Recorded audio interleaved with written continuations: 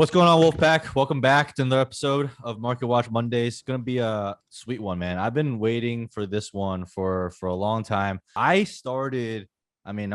fangirl here, real quick, before we get into things. But I started in the fantasy space, and Graham Barfield is one of the first analysts that I started following and reading. Nick from BDG, you guys know him, the Godfather, introduced me to Graham Barfield, and I started reading his stuff, and I was like, yo, this guy knows what the fuck he's talking about. Back then, I obviously didn't know what I talked about. I still don't know what I'm fucking talking about. I'm just on there spieling whatever it is I'm talking about at the moment in time. But man, it's good to have you, Graham. For those of the people that do not know you, I don't know if there's any people out there that are watching my show that don't know you, because I talk about you pretty much every other episode. But for those of them that don't know you, give them a little background. What are you all about? Talk about Fantasy Points, one of the big sites launches you guys did this year. It's been super exciting watching that as well. So, man, holler at the people, man. Let them know what's up. Yeah, what's up, man? This has been good. We've been trying to do this for quite some time. I think we got screwed over. We were talking a little bit before. I moved to Denver in February, and then our place, it's a long story, but our place got we had to move for a month and a half because our place got flooded in the basement. Yeah. So that was a project. I think we were trying to do this around the draft, but I think it's better now that we're doing this because yeah, exactly. We got more info, and it's the middle of July, and there's not much else to talk about. But yeah, I don't know. I guess Fantasy Points, man. We launched on 420, ironically, last year. You guys did that on purpose? I wish, honestly. I really wish. We had a date in mind, but I think we had to push it back a couple of days. It was I think it was a Tuesday last year. That worked out nice. I'll tell you, sorry to cut you off. Real quick, funny story. On 420, I used to work for a company called Pax Labs. Okay. I don't know if you ever heard of them. Make cannabis vape, high-end consumer vape. And we did a funding for them. So they hired me to do a fundraising for them, and we raised $420 million on 420. Purposely though. Oh, that's awesome. Yeah. So you just the little vape packs that you can buy or whatever. Yeah. There's you can look it up. They have a thing called Pax Era now. They used to, Juul. You know what Juul is? So Juul came out from under Pax. They used to be the same company. They split up. One did cannabis, one did nicotine. Okay. Yeah. I did the Juul stuff. Well, yeah. Scary. But yeah, sorry to cut you off. All right, back to Fantasy Points. You and Scott Barrett, two legends. Yeah. So it's myself, John Hansen, Joe Dolan, Tom Brawley, and Ben Kukanis. All of us were the original Fantasy Guru group. Well, I wasn't in the original group. It was really Hansen started in the mid 90s, and then he brought in Joe and Tom in 2010-ish, along with Ben. And then I got hired in 2015 or something like that. But yeah, we had already worked together for quite some time. Yeah. And yeah, just started this new venture. We brought in Scott, who was obviously doing amazing shit at PFF, and it's kind of been cool to see him grow and do just the best work I've ever seen him do. Scott and I have been boys for a long time, and going back even to when we worked at Number Fire, before I worked at Guru, before he worked at PFF, we've always bounced ideas off each other, and kind of we became Twitter friends, then we became real life friends. I met up with him in Brooklyn. Funny story, actually. We met up with him in Brooklyn in 2016 or 2017. It was FSTA. He was there with PFF. I was there just hanging out, and I actually stayed with him and Pat Thorman for a couple of days, and then we went on a bro date to the Brooklyn Botanical Gardens. I don't know if anybody's ever been there. They're incredible, man. We had a little bro sesh. It was fun. But yeah, Scott and I have been good friends for a while, and yeah, man, it's just it's kind of the original Guru group plus Scott plus Adam Kaplan. Greg Cosell is doing more stuff with us. It's last year was tough, not gonna lie. Between starting in the middle of a pandemic, not knowing what the season was gonna look like, then getting a season, and then having to worry about all the different factors that went into it. Last year was tough, but I feel like we as a group got better. Yeah. And I think it's made us more cohesive. Yeah, I think surviving last year is huge, right? I mean, we the NFL Combine, that's one of the biggest events for content creators across the space. So that got deleted, right? We got freaking COVID. It was just a shit show last year. So I feel like you guys came out, and it feels like you guys are coming out bumping this year. So it's going to be rolling into a new year, and it's pretty exciting. Yeah, dude. I think the other thing that really hurt everyone was no preseason. There's so many casual fans that just are oh shit, the Panthers are playing the Jags in this, terrible game on August 10th. Let me check this out. Oh yeah, my buddies, we were supposed to do our fantasy league. There wasn't any of that last year. And there also wasn't because people weren't in the office or whatever, they weren't reminded of people they got to beat in the office for their Yeah, fantasy exactly. league. So yeah, I think last year was definitely a challenge, but like I said, I feel like weathering that storm and getting through it kind of made us better. Yeah, for sure, man. It's gonna be dope. I see you guys like gobbling up like lots of other good content too through like the Fantasy Points Media Group. So that's been Yeah. cool to see. I know you guys got my Canadian homies up north, the True North Love crew. those guys. You guys just grabbed Campus Canton, right? Shout out to those guys. I'm in a league with a bunch of them right now. So cool. We're doing a Campus Canton league. So yeah, it's cool. It's cool to see. You guys have your big site, and then like Evan Silva and like those guys did theirs. Like it's cool to see all these like individual sites kind of popping up and doing their thing with a lot of like big name folks. It's been cool to follow. Yeah, it has been. I think it's been an amazing time for the fantasy community. I think just the Twitter community in general has really like brought so many new avenues and jobs into the space. Yeah. But yeah, Ben came up with the idea for the Fantasy Points Media Group, and it was brilliant, man. Because we like anybody that has created a podcast knows it is a nightmare, man. Nightmare. Yeah. It's so much more work.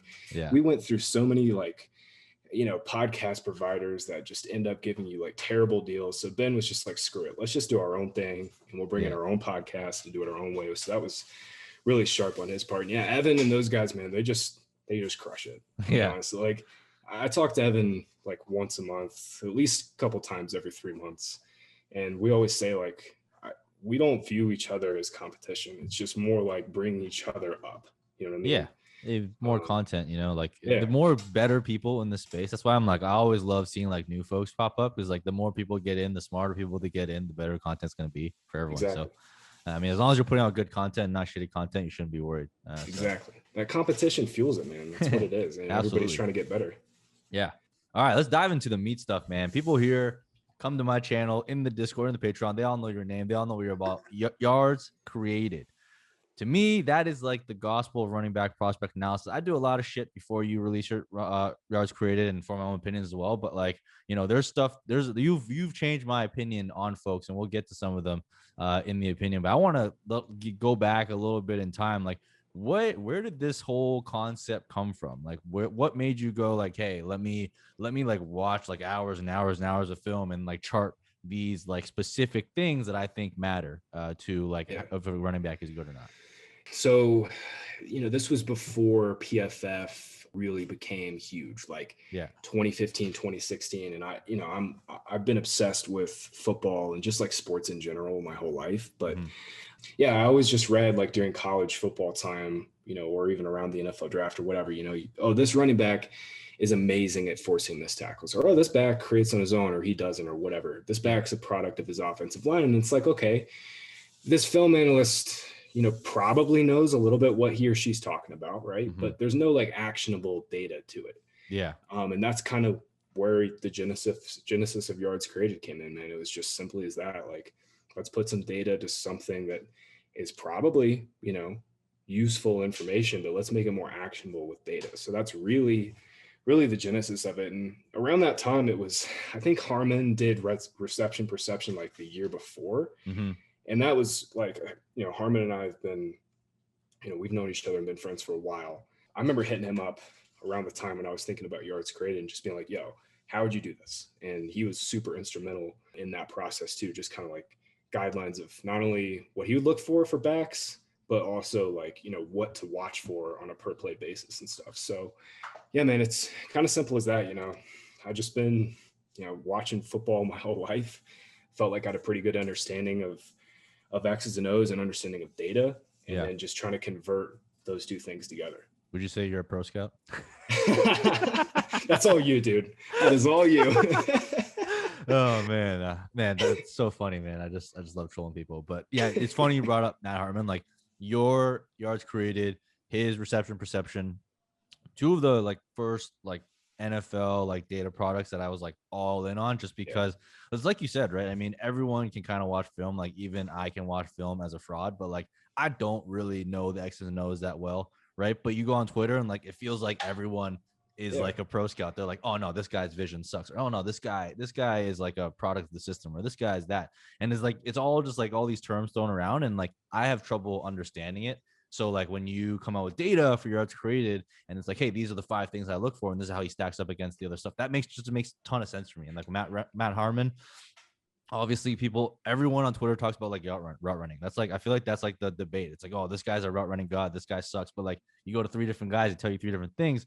Like Matt Harmon puts it into like a chart, like a nice, pretty looking chart, and like all these numbers, and it's really easy to digest. So you two are like just the parallels for me in terms of like trying to understand running backs and understand wide receivers for those casuals like myself that aren't necessarily like, we're not going to sit down and grind 20 hours all 22 film. Like that's just not that's not my forte. That's not not even something I want to do.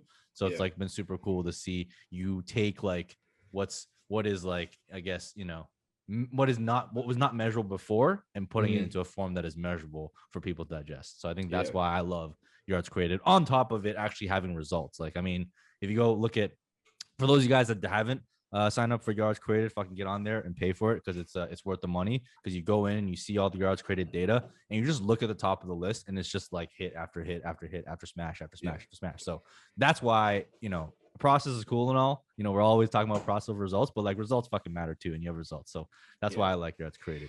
Well, for what it's worth, like I went into it purely thinking it'd be something descriptive and just like cool shit to, you know, cool content to make. I never expected it to be as predictive as it is.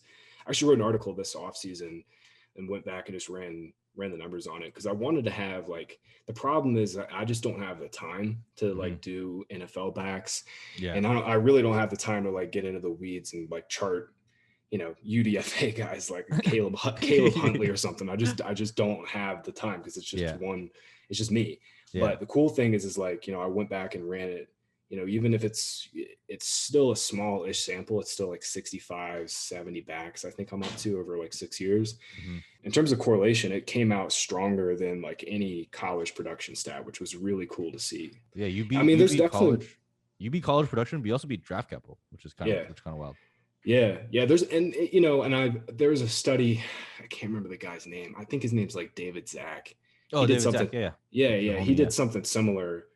Like comparing my data, which was really cool a couple of years ago. He does an analytics version. He watches no film. He's an analytics. That's right. Like me. He just like, he pulls the data from Football Outsiders on like adjusted line yards, and he pulls in all these inputs, and he creates his own like, yards created, like analytics version, and it lines up like pretty well with yours. You'd be surprised. But both of you guys, it's like one of the most telling metrics. I think running backs is like such an interesting position. Like wide receivers, we have so much data. We have like breakout data.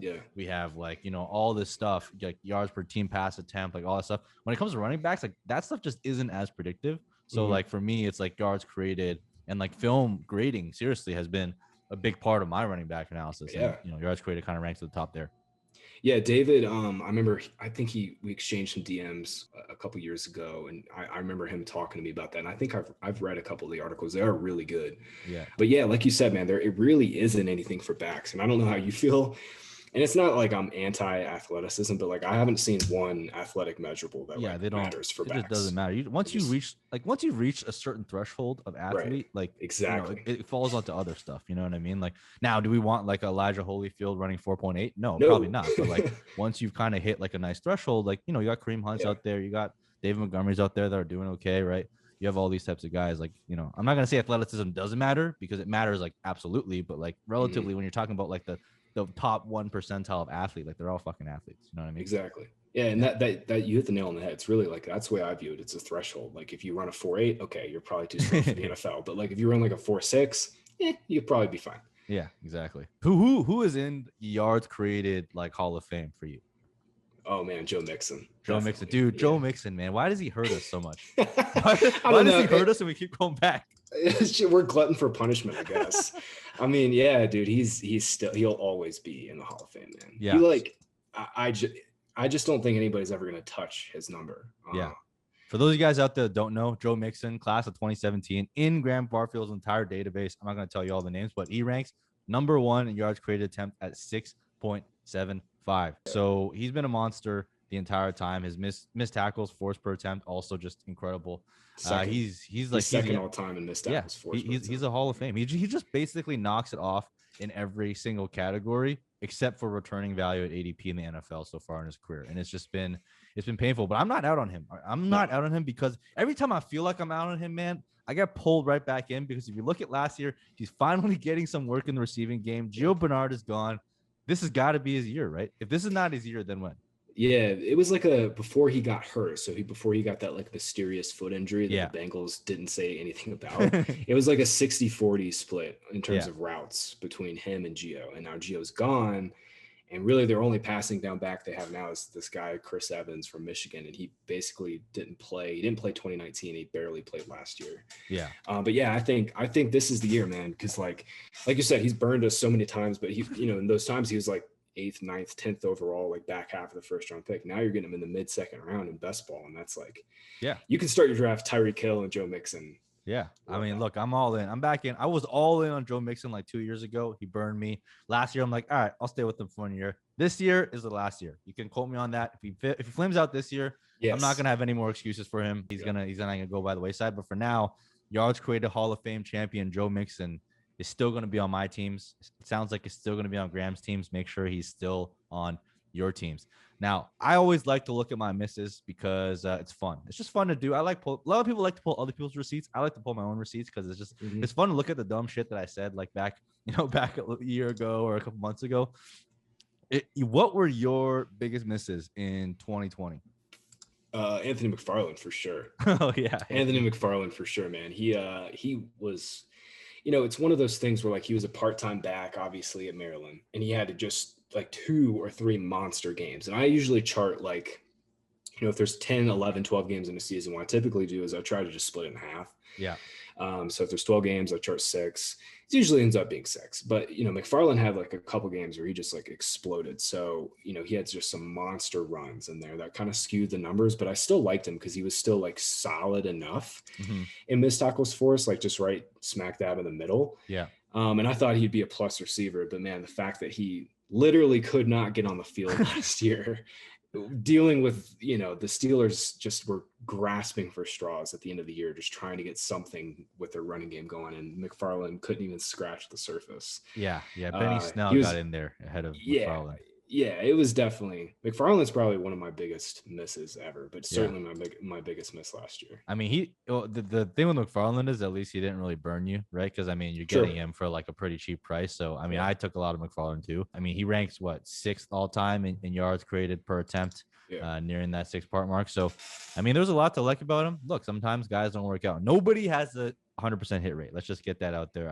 I don't care if you're fucking Matthew Berry, Graham Barfield, doesn't matter. Nobody has 100% hit rate, but you just got to be better than the rest of the field. So it's important that we kind of go back and look at some of that stuff.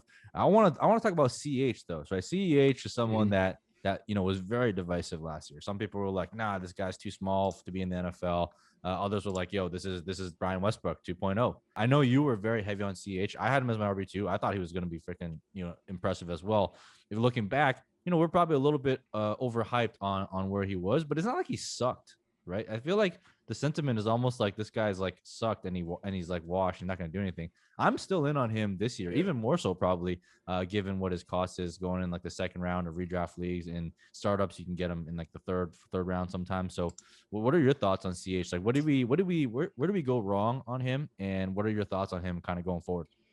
Yeah, there's no doubt that his season was a disappointment. I mean, before the Damian Williams news came out and he, opted out because of COVID, I had Edwards-Helaire in like almost all my teams in best ball. And at that time, he was like 3rd, 4th round pick. And then he moved up into like the mid-2nd. And then at the end of the day, he became like an early 2nd. So yeah, he definitely did not pay off that ADP. But in terms of win rate, best ball win rate, like he had a higher win rate than Ezekiel Elliott. Like, that's not really saying that much. Yeah, I mean, he was 25th in fantasy points per game, but the floor was okay. Like, he didn't necessarily kill you. Like, he averaged nearly 85 scrimmage yards per game. I was 3rd behind Robinson and Taylor. I just think, there was 2 things that really held him back. One, it was the touchdowns. Like, they're going to just design Dude, it was brutal watching him just like get stuffed on the goal line, like 6 goal line attempts, just like nothing. Yeah, well, that Texans game, I think that was just like they were trying to kill the clock. Yeah, Early that was also just JJ Watt playing out of his fucking mind. Yeah, He true. was coming up and just making incredible stops. True. And the other bit, well, it's really three bits. It's one, the touchdowns. Second, the target share was much lower than I thought it would be.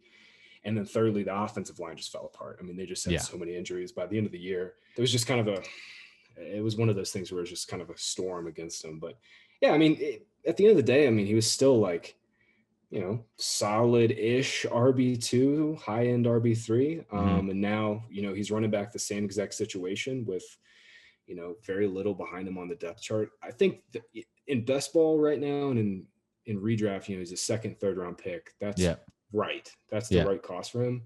I've really been trying to buy him in Dynasty now. Yeah, me too. I think that's where the buy is. Yeah, for sure. I mean, Dynasty, it's so funny because like everyone talks about like being patient or whatever. Like if anything, like Dynasty is like overreactionary more often than not. Like, someone disappoints a little bit. It's like, that guy stinks. He can't work out anymore. And I do it too. Everyone's like, no one is like immune to this if everyone falls for it. But we just got to remember, man, sometimes it takes time to develop, and it's not like he was a bum, right? It's not like he went out there and put out like a shitty ass rookie season. He was still good in the runs that he was. At least what I saw on the field, he was still a good player, right? It didn't seem like his size or his speed held him back, with the exception of maybe on the goal line. So the key is just whether or not he can still retain a goal line role. I think that's key going forward. If they start trotting Darrell Williams out there every single time they're on the goal line, then we're gonna have some problems. But as long as he kind of gets worked in there and gets a little bit more on the receiving end, I think it could be a good season for him. So I'm in on him too. Last guy here I want to talk about before we jump into 2021 class, Rojo. So I know Rojo, I was out on him in his rookie year because I saw yards per analysis. I'm like, I want no part of this. And he's not really in the receiving game. I think he ranks bottom 5, right, all time on your yards created. Yeah. With less than 4 yards per created. And I know there were lots of people that were like, you're fiending over him in his rookie year because he's so young. It's like, this guy's so young. He's only like 20 years old or whatever. So you obviously didn't like him coming out of college. To me, it seems like he's improved a bit now, in his third year in the NFL. He looked like the best runner to me on Tampa Bay Bucks. And David Zach, who you mentioned at David Zach 16, his yards created data actually had him pretty high up as well. And I know PFF grading had him pretty high as well. What are your thoughts on Rojo now? Do you think it's like it's possible that he's like kind of improved a lot and become a more viable back, or do you think he's still kind of that same guy that you've first envisioned when you were grading him coming out of college? Yeah, so the first 2 years were tough, like especially his rookie year. I mean, he just had like, he'd have one good run and then 6 just terrible ones. This past year, he was way more consistent. He was the better runner out of Fournette on the team. And I know that's not really saying that much because Fournette's definitely not lived up to his draft capital or even really his yards created data. But like, yeah, Rojo was really good after contact last year. He had a pretty strong success rate in terms of EPA per rush. He's definitely gotten better. There's no doubt about it. But, at the end of the day with this backfield, split between Rojo and Fournette, probably sharing the early down work. We'll have Gio mixed in there. Like for season long leagues, I'm pretty much avoiding it. But like for best ball, I've found myself buying all 3 of them just because you don't have to pick when they go off. Yeah, I got a ton of Gio, Leonard, and Ronald in best ball for sure. I agree with you. It's going to be a nightmare just trying to play that Bruce Arians carousel of running back. But Dynasty, I'm still a little bit interested because he was really young when he joined the league, so he'll be like 24, I guess, next year. So either Fournette's gone or he's gone. So I'm kind of interested to see where they go. And obviously he's still horrible in the receiving game. Like there's been not little to no improvement there in terms of the data. So he's really going to have to step that up to kind of become relevant. But, I'm still hopeful. The fact that he improved that much from year 1 to year 3, like most people that have the career trajectory of Ronald Jones in year 1, 2, they're done. Like they do not come back in year 3. So the fact that he came back is already kind of putting him in a little bit of an outlier world. I kind of think, just real quick, I think people would be higher on Rojo if he didn't have that quad injury late last year, because it was Fournette all during the playoffs, and that's what everybody remembers. Yeah. But up until then, like Rojo was their lead guy. He was balling. Yeah. Like he was definitely having a great year. So I have literally I have this joke that I've never drafted Rojo before. It's kind of a joke, but I had really very rarely drafted him because the hype was just always crazy on him. Yeah. But this year is like I found myself drafting him and Fournette. Last year I drafted him a little bit too because people were like a little bit premature writing him off with Keyshawn Vaughn. So I got a couple shares of him. But yeah, this year, especially in best ball, this is the first year I've drafted Rojo in best ball. Yep. So I'm with you there. All right, let's dive into 2021 class. Before we get the players, though, I want you to give people a little bit of breakdown. Like we talked about, like yards created, forced tackles missed. Like, what are some of the key factors that you're looking at when you're charting this data? Like, what are the top 3 things, and like just brief description on what they are, why you think they're important, and why you're tracking them? Yeah, I think the first thing that we have to look for that not only just makes sense like logically, but makes sense from like a correlation standpoint is guys that force missed tackles often end up forcing missed tackles in the NFL, right? Yeah. So like if you're highly elusive in college, you're most likely going to be highly elusive in the pros. And that's a lot of the data that I've gone through and churned through myself has shown that. So like, even on the underlying guys like Kareem Hunt, who else? Like John Kelly didn't work out, but like Kareem Hunt, Cam Akers to a certain extent, David Montgomery to a certain extent, all those guys were like really, really elusive. Even though they didn't have like the best yards created numbers, right? They still were super elusive. So that's like the number one thing I look for. Secondly, like it is impossible to divorce offensive line play from running back play. Like you can't do it. Like it's not like a wide receiver where their outcomes are very binary. Receivers' outcomes are very binary. You either get targets and you're earning targets because you're getting open, or you're not. Yeah. With running backs, like you can get carries, but if your offensive line is constantly getting blown up, maybe you're missing both your guards or whatever in a game, there's not much you can do about that. So I think what yards created at least tries to do is like, okay, independent of what's happening with this play on a per play basis, on a per game basis, whatever, this offensive line is this good. Here's the data to show it. Can the back create beyond that? That's simply what it is. And I think there may be the reason that Zach's analytics do so well, kind of mirroring yards created, even though he's not, charting games. I mean, I've always said yards created is basically a proxy for adjusted line yards, and the way that Football Outsiders does it. It's basically second level yards, When you get into that second level, how many yards do you create above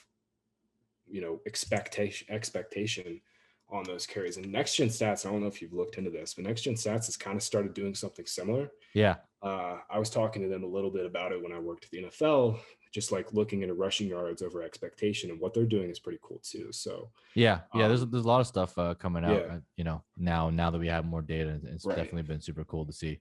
Right. Yeah. So I would say, I mean, it's really not necessarily divorcing offensive line play or anything like that from running back play, but it's running. When I first started watching games, right, I read a couple books from Bill Parcells. I literally read Football for Dummies just to kind of get X's and O's down. Like my dad played football, his dad played football, and I kind of like got a pretty good idea of like what to look for just from watching games and playing myself. But literally it was just reading Bill Parcells, reading Football for Dummies, watching YouTube. The run game is, I would say, the easiest thing to watch, because the passing game, because we're not privy to pre-snap reads and stuff. Yeah.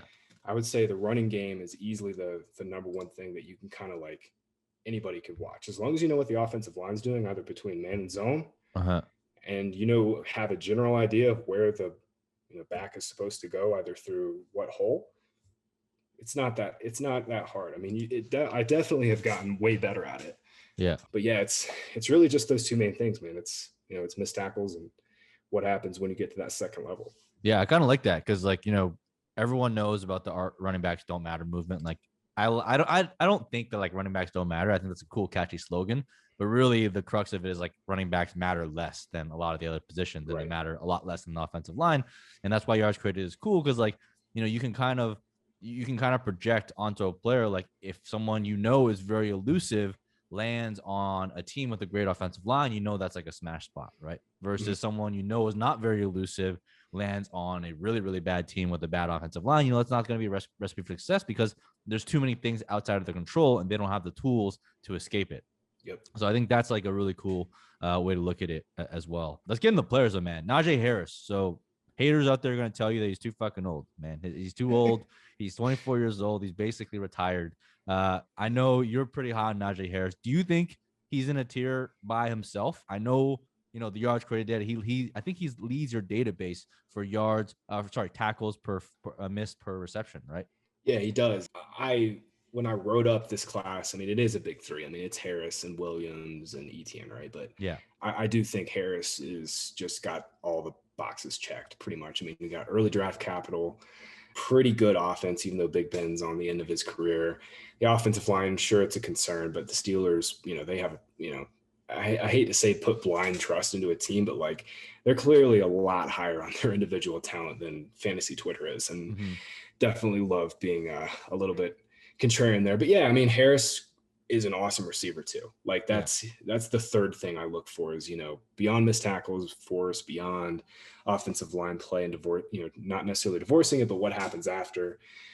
Yeah, receiving skills. That's the number 3 thing. And Harris is awesome, man. Like he backs his size should not be able to move the way he does. It's crazy, man. Like there's like 6 or 7 plays that like live rent free in my head, like in the receiving game for him, man. Like there's a play against Ole Miss where he like takes a little like flat route, runs up the sideline and literally runs over the entire Ole Miss defense. I'm sure that play went viral during college season, but it's not only just that. It's not just like the brute force or the kind of the quick burst. He's a really good route runner too, like really quick in and out of his breaks. Yeah, and I think he's going to be like immediately a binky for Big Ben. Yeah, it's super cool. I mean, just watching someone that size, like that nimble, like running down the field, running routes, it was insane for me. Like even as a scrub, just watching him play, I was like, man, dude is huge. Why is they he literally like used him on mesh? So when they would run mesh and like from closed formations, right, they would try to get Devonta Smith on a crosser. Yeah. So to clear out the opposite side of the field that they wanted to hit Smith on, they would run Harris on that wheel. Yeah. Because you can use the back as the wheel, or you can use, there's a couple ways you can run mesh, but they would run that with Harris. Like he would be the clear out guy. Like they trusted him to get upfield fast enough and take safety attention away from the receivers. I mean, it's just that there's so much shit that the Steelers are going to be able to do with Harris in the passing game. Like and not only that, I mean, he's immediately going to be what we want. He's going to play on the field 80% of the time. Like I have a ton of Najee Harris this year in Dynasty, just from rookie drafts. I mean, in the league that we're in, I traded back and somehow landed him still. I hate you for that. I think I sent you an offer and it was probably awful for him, but I think I'm in 10 Dynasty leagues. Yeah. I think I have Harris in 7 of them. Oh, wow. So, yeah. That's more than me, but I've managed to trade back a couple times. I traded back from like, I think 1.05 in like a 14 team super flex time premium league because Kyle Pitts was on the board.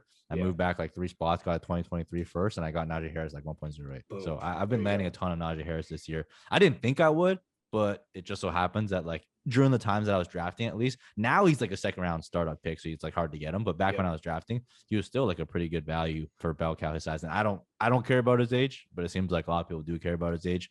But yeah, I mean, he's incredible. He's incredible. It's going to be awesome to watch him play. Next up, though, this is probably the more lively debate that's been happening all season. Some people have Javonte Williams as RB1. I think it's a little bit too spicy, but Javonte Williams, Travis Etienne.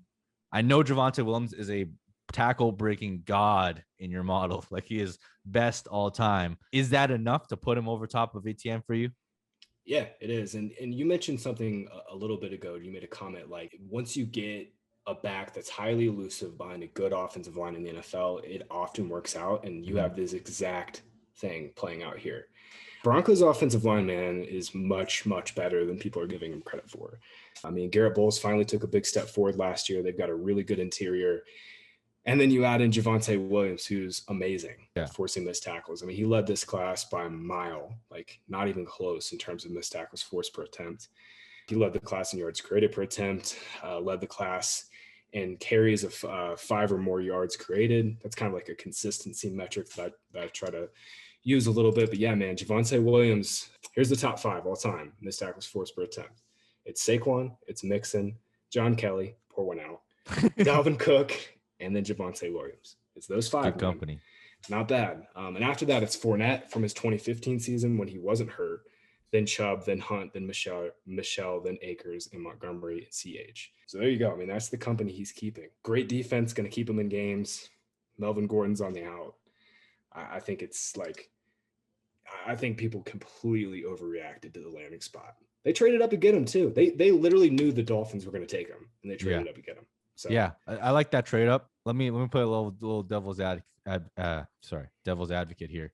So I love Javonte for dynasty. I think in redraft, it's like if he landed in a place with like a typical 2-down grinder, I'd be like, all right, wheels up. I don't give a shit. Like he's going all in, right? But Melvin Gordon, even though he hasn't been great, he's been okay in the goal line area, and and they literally brought him on to be a receiving back because Philip Lindsay was so bad. And we don't really have that much data on Javonte in the receiving department. Like he's been okay in his like limited sample, but it's not like he's blowing this guy's out of the water. Like, oh my God, we know for a fact this guy's an elite receiver. And those are like the high value touches. So I feel like, I have Javonte Williams in a lot of my leagues, but like I feel like we're going to be in for a lot of pain. Where it's just like we're watching Melvin Gordon punch it in from like the 3-yard line, and like Javonte Williams doing all the work between the 20s. You know what I mean? Do you get that vibe at all? Are you worried about that at all? Or do you think he's going to totally just take over? Yeah, for redraft, I'm with you. 5th, 6th round is where his ADP's been pretty much since May. Yeah. I'm pretty much targeting receivers. It's funny. I'm targeting the receivers in that range. I like Mark Andrews in that range. And I love like the quarterbacks like Lamar, Kyler, Dak. Absolutely. Yeah, like Lamar especially, man. Yeah. Lamar's but incredible. Yeah, I'm with you for that. You should go back and try Lamar Jackson. I bet you would blow everyone the fuck out of the water. It'd be insane. Yeah, no. His kidding. NFL stats are probably better than most people college stats. That's my no kidding. I've actually thought about doing that for quarterbacks. It's funny you say that because like Lance and Fields were so good at so good at that this year too. But yeah, I'm with you on that for redraft. For dynasty though, like it's just like I know you and I play in a bunch of super flex leagues, so he's naturally just going to kind of fall in like the 106 to 110, 111 range just naturally. And I've got him and Harris on a bunch of teams this year, so I'm pretty happy about that for sure. Yeah. Do you think like how do you think about him in terms of Etienne? Are they like still in like the same tier? Like do you draft Etienne at all, or are you just like, nah, I'm 100% Javonte all the way? I don't think I've drafted Etienne yet for dynasty. I think I have maybe 2 rookie drafts left. I want to say, and I don't think I'm going to be in a position to get him in either one of those. Oh, okay.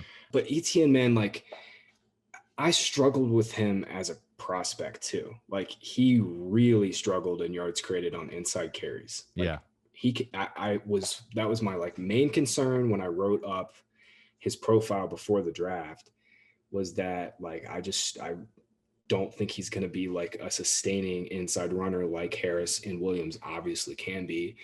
And then lo and behold, he goes to a team with James Robinson, who is one of the 5 or 6, 7, 8 best inside runners in the league last year. And yeah, like running inside the tackles is like probably the least valuable skill any offensive skill player has, but those carries still matter. And at the end of the day, those carries end up being goal line carries. So I just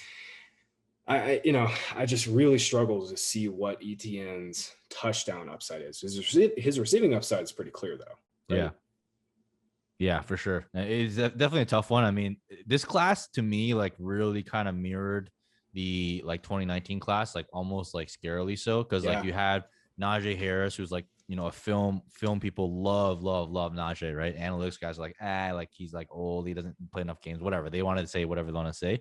And then you had like the analytics darling, which is like Travis Etienne to Miles Sanders, who the film people were like, wait a second, like he's not that great inside the tackles. He's got a lot of weaknesses here. And then you have like that third tackle breaking PFF favorite monster, Javonte Williams, David Montgomery. So it kind of like mirrored that class really well for me. So it's kind of interesting to see that. How far is the drop off though from the big 3? Like, are we talking mountains away? Are we talking a little bit of drop off, or where are you at with like everyone outside of the big 3?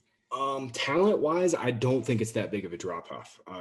Sermon was really good, man. Like really good. And I think you changed my mind. You made me open my eyes a little bit on Sermon after I read the grade on him. But yeah, tell the people what you found. Yeah, he's just like he immediately struck me as like, okay, this is a quality NFL back, like right off the bat. Like insanely decisive, very good with his feet, sneakishly elusive. He's not going to break a million tackles like I think Javonte Williams can. Yeah. But he's very elusive. He was second in this class in yards created per attempt, right in the range of like Etienne and Harris in terms of missed tackles forced per attempt. I mean, they're basically all kind of like the same number. Yeah. And then you've mixed in the fact that he goes to a perfect landing spot with the Niners. I mean, Ohio State's running game is outside the inside zone. He's going to know how to do that very well. And going back, I didn't chart his games from Oklahoma before he transferred, but I did watch a few just to kind of get a feel after I watched him at Ohio State. And same thing, man. Like I felt like he was their best back, and it kind of sucks he had to transfer, but they have a bunch of talent there. Yeah. I like Sermon quite a bit. It's just, it's one of those things where it's like, Shanahan's going to rotate backs. That's just what it is. It's that's his DNA, man. Yeah, it is. I mean, but the one saving grace there, I think, is like being a committee in SF is a lot different than being in a committee on like Detroit, for example, right? Because SF's going to run like a shitload. So, 40% of that is bigger than, 60% of some other teams. So that's kind of like the cool part. What are your thoughts on him in the receiving end? Because we know that's kind of where the money is made, right? And last year they kind of tried to piece it together with, McKinnon and Kyle Juszczyk will always be in there for whatever reason. Do you think he has enough there to beat out some of those guys to get in the fold, or is like Deebo Samuel is basically a fucking running back anyways? He's gonna be there anyways. Yeah, that's the thing, dude. Is like Deebo's ADOT is like 2 yards downfield. He's literally their back. He only caught 12 balls last year. I had him at like 6 or 7 routes per game. It's just impossible to know. I mean, Ohio State didn't really throw their backs anyway. It was basically, Fields would make 1-2 reads. That's not there. He's scrambling. Yeah, that's their offense, and it worked perfectly. And now it's funny. He's kind of in a similar setup with Lance. Like, Lance is extremely mobile. He's going to be great for Sermon and the run game and the zone read stuff when they start Lance, which will be early. But it's the same thing. If the play's not there, Lance will make his couple of reads and he'll scramble, and that's the dimension that they missed. That this offense has kind of been missing with Garoppolo. So, regardless of what Sermon's receiving skills are, I just don't think the offense sets up for him well to get more than at most 20 receptions, even if he is like the 1A and he does beat out Mostert. Yeah. I hope they start Lance soon because I just drafted him in soft fishbowl, so he's my second quarterback. They're going to. You don't move up. You don't give up all those picks to not play Lance, dude. They're gonna. It's gonna be day 2 of training camp. And they're going to see Lance drop in like a 70-yard bomb. And Jimmy G can look as good as he wants, right? but Trey Lance is going to show up to training camp, and it's not even going to be a debate, dude. Yeah. Week 2, week 3, I think we'll see Lance pretty early. I feel you on that one. I hope so. I love Lance, man. I was kind of like sad that like he just like exploded in ADP because like before he did, I'm like, I want to get a lot of Trey Lance this year because I feel like all the other quarterbacks are going to go super high. And then he landed in San Francisco, and it's like, oh, that dream's dead. Like, it kind of felt like the first week. So like the first week after the draft, I had a couple rookie drafts, and Fields was still going ahead of him. Yeah. And then now it's like, okay, what the hell are we thinking? It's the Niners. He's got the longevity factor with Shanahan. Like Shanahan's not going anywhere for a while. Best offense. Like better offense. Like QB2 real quick. Yeah, exactly. People made that jump quick. Yeah. Number 5, I want to talk about another guy, Michael Carter. A lot of other great film guys who I respect in the industry, like Jay Moyer. Big fan of Michael Carter, talking about his vision. I know he actually graded out pretty well in your yards created as well. One thing I guess I noticed, people, you look at their stats and like, well, Javonte and Michael Carter like produce like pretty similarly, right? I think one thing that's super interesting about one of the stats you provide is like percentage of men in the box, percentage of 8+ men in the box. So how much are they stacking?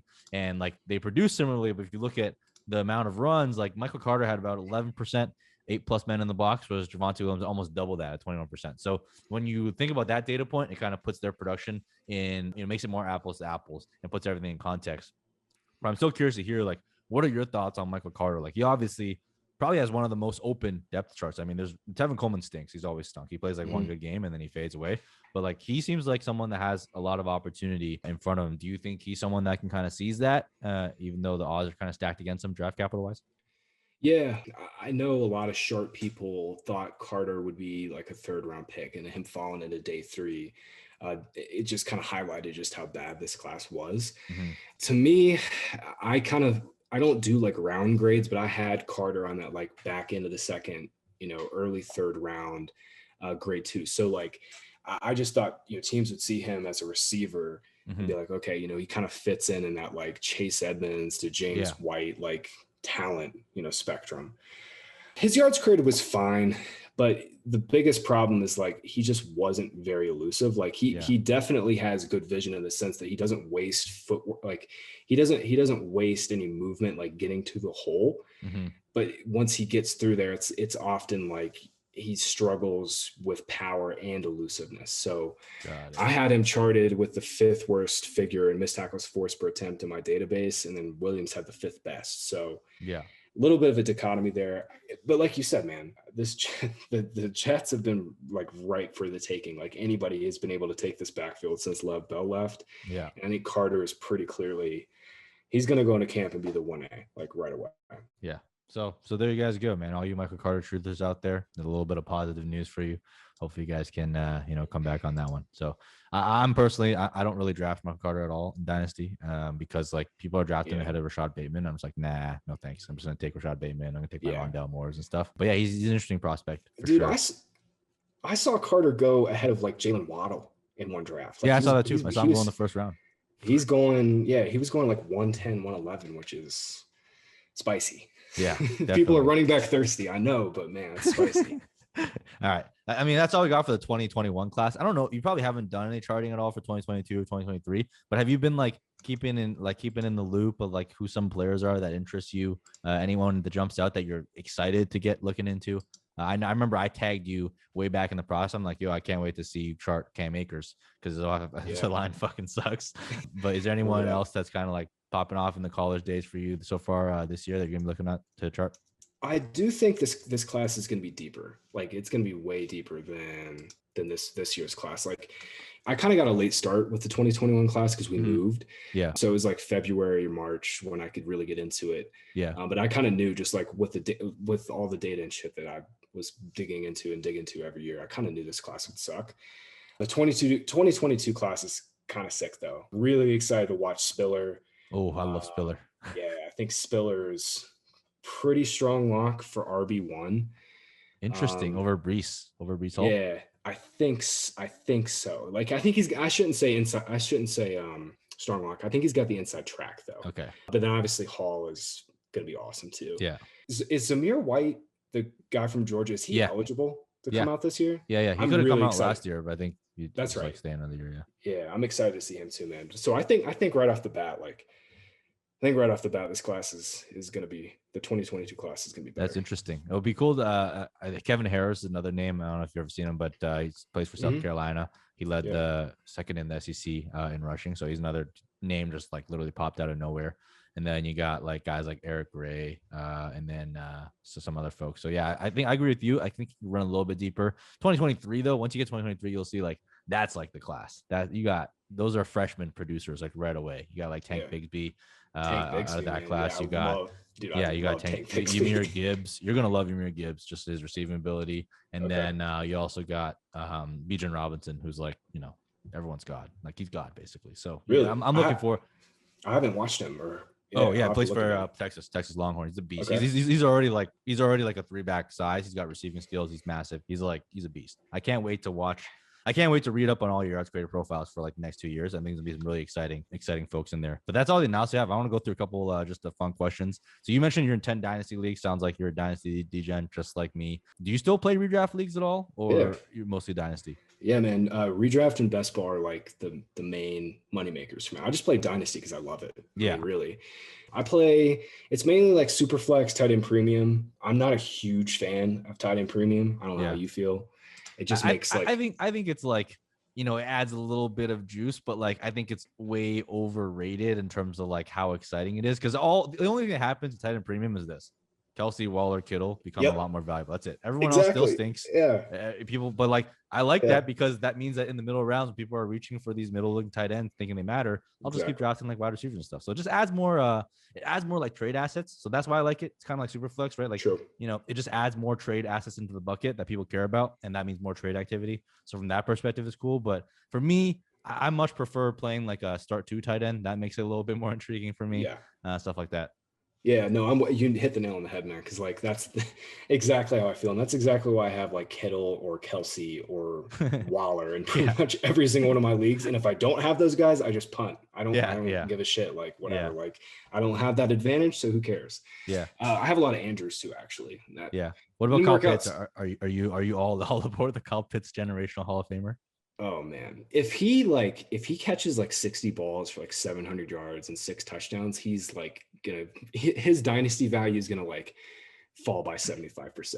Like, do you think so? I mean, I think it'll fall a little bit, but I think like the truth is in so hard. I'm seeing Kyle Pitts go as tight end 1. Like in most of the leagues I've been in so far this season, he's going as tight end 1, which is crazy. So you wouldn't do that? Who would you take? Kittle? I mean, I would take Kittle. I would take Waller. I mean, I get why people take him, but most of the time, I'm not taking tight end. That's the thing. Like, I'm just gonna go and grab my running back or like my quarterback, whatever. But it's like I don't know if this has ever happened where like a rookie tight end just comes out and is the undisputed like dynasty tight end 1. It's never happened. But at the same time, I actually think taking him at tight end 1 in dynasty is like a philosophical thing. As a philosophical question is not insane. I think taking him in like the 4th and 5th round in redraft. That's the insane part. Yeah. People are taking him out over like Adam Thielen and Tyler Lockett, Robert Woods in the 4th round, man. It's the hype. That's the thing is like, I've never seen hype on a player like this. Like dynasty, I can get it. Dynasty, I can get it because he's a 1-of-1 prospect, truly. Yeah. I get why people do it. Not necessarily for me. But I can understand the thought process behind it. But it is tough to swallow the pill. I was in Scott Fishbowl and I was like, man, I hope Kyle Pitts doesn't make it back to me in the 4th, because if he does, I might have to take him because I have Calvin Ridley. And thankfully, someone else made that decision for me, and I was able to grab DK Metcalf. So that's an easy decision for me. But it is crazy. I haven't seen hype like this in a long time. I mean, he's a 1st-round startup pick, 2nd-round startup pick. There's really not much room to go but down from there. So like you said, 700 yards and 6 touchdowns. That's a great fucking season for that would be the best. Fantastic. That would be like the best rookie season ever. Ditka has the best rookie season ever for a tight end, but that was like 61, 62. Yeah. And then since then in the modern game, it's been like Evan Ingram. Yeah. Gronkowski's up there. Jordan Reed had a great rookie year too, but those are all like 11 to 12 fantasy points per game. Yeah. I mean, Kittle's going to have to, or not Kittle, but Pitts is going to have to score like 13 and a half, 14 to pay off his ADP right now, which is, man, you're immediately expecting to get like 22% target share. It's just, it's wild, man. It's tough. But I mean, he is the 101, like you said. If anyone's going to buck the trend, it might as well be him. Who's the toughest manager you ever played against in Dynasty? I'm sure you played against a lot of tough ones. So who's the toughest guy? Wow. Probably Ryan McDowell. Ryan McDowell, the OG. Yeah, he's himself. He is the OG, but he really has he's got the formula, dude. Oh yeah. Like every league I've played against him, he's competitive. Like he just does such a great job of blending youth and veterans. You know what else is really good too is TJ Calkins. Oh yeah. I'm in a league with him. That guy's a monster. Yeah, he is like off the wall with shit that he does. Like when he's trading back like a million times in startups and just like compiling 2022s, 2023s, whatever, but like his teams always end up doing really well. So yeah, it's those two. But Ryan's the OG. He's the best for a reason. I mean, he started the productive struggle. Like I do a lot of my drafts. Like I love trading back and doing that type of stuff. I tailor it a little bit more to like my needs. But if you go back to in the day, like Ryan's the one that like started that. So he's like the godfather of the productive struggle. I asked JJ the same question. He also said Ryan when he was on my show. So no surprise there. Shout out to the OG Ryan McDowell, who's dominating dynasty leagues all over the place. Who's the worst player you've played against, and why is it Edwin? Oh man, oh my god. It's so funny is like Edwin's like the nicest guy ever. Yeah, he's awesome. He's the nicest guy he's ever. Dope, man. He's the man. But man, we're in a staff dynasty league, and he struggled a little bit. Let's just keep it at that. He struggled a little bit. Edwin's awesome, man. He deals with like trolls on Twitter so well. He does. And he just like laughs it off. I love that. And the lane that he's got is like the injury lane is like the number one lane for trolls, right? Yeah, yeah. You get so much just irrational dude bros in there telling you that, like, you know, what they think matters. It's like, no, Yeah. step aside. I love trolling Edwin in his comments. I always hop in there and drop an injury prone here and there just to see what he says. But yeah, shout out to Edwin, the fantasy PT. He's a doc for the Fantasy Points guys, doing incredible work. Follow him, read his stuff on Twitter. He has a free article out there on Fantasy Points, which is super dope. And then again, just make sure you guys subscribe to the Fantasy Points website. And feel free to plug anything else, Graham, before we hop off here with the folks. You know, tell people where they find you. You know, your podcast. You know, where to listen to you, where to read your stuff. Hopefully, a lot of my guys go over there and support you. Yeah, well, speaking of Edwin, he wrote a great piece on like Saquon Barkley's injury because there was like a lot involved with that, and it was like literally it was one of the best articles I've read this year. So yeah, definitely go check that out. It's free on the site. But right now, man, we're doing, so the whole staff is involved in what we're calling like our franchise focus series, and we're going through all 32, and it's literally everything you need to know about the teams. You know, we go with, yeah, man, we go through like season odds. Our guy Tom Brawley, he goes through like the betting odds and a betting preview. We break down like strength of schedule with Scott's metrics. I'm rating up like, you know, offensive pace and tendency stuff, key stats. Our guy Wes Huber is breaking down film from like an offensive and defensive perspective from like what these teams are running. So like a lot of cover 3, cover 0, whatever it is.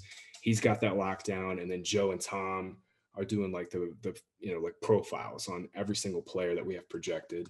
That's awesome. It's literally the most like all-encompassing thing. Is it like one article that has all of that, like one per team, or how does that work? Yeah. It's one article per team. Okay. And then we have like a landing page. Yeah, we got like a landing page where you can go through and click through all of them. But yeah, they're super all encompassing, and we're doing podcasts to kind of promote them and like kind of like accompany them too. So definitely check those out. Those are free up on our podcast page. But yeah, the franchise focus series it's really sick, and I think it's going to help pretty much anybody. You know, if you play a couple season long leagues, you play 100 best ball leagues, you play in a couple dynasty leagues, whatever, it'll help you. Yeah, I mean, I'm absolutely going to go read those. Fantasypoints.com. Head on over there, get a subscription. It's worth it for the yards created alone, but now we're hearing about all this other cool shit. So make sure you guys hop on over there, support the homie of the channel. And Graham, man, it's been a blast. Thank you so much for hopping on the channel.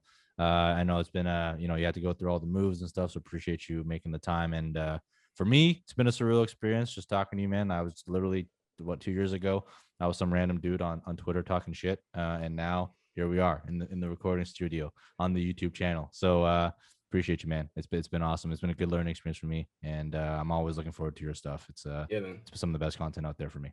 Well, I appreciate it, and this has been awesome. Let's do this again sometime. This has been really, really cool. We'll have to do it again maybe next off season or something for the draft. Yeah, absolutely.